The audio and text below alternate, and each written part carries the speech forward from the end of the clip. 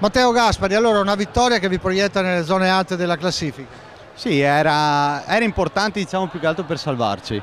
Il nostro primo obiettivo è la salvezza e dobbiamo puntare a consolidare i punti che guadagniamo in casa, cioè in casa dobbiamo guadagnare più punti possibili, perché vediamo che questo campionato mette tutte le squadre che, diciamo, cioè non c'è un divario tecnico così alto, di conseguenza era importante fare punti qua a casa. Adesso inizia il girone di ritorno, era importante staccarsi alla zona bassa della classifica, in questo caso Petrarca e Vigoreal, che sono ormai a 5 partite da noi, quindi era una vittoria importante. Beh, ormai di bassa classifica non è più il caso di parlarne, vediamo invece di parlare dell'alta classifica, quella dove siete proiettati dopo questa vittoria e dopo una buona serie positiva di partite utili. Diciamo che secondo me quello lì che ci dà più tranquillità è che il nostro primo obiettivo è comunque la salvezza.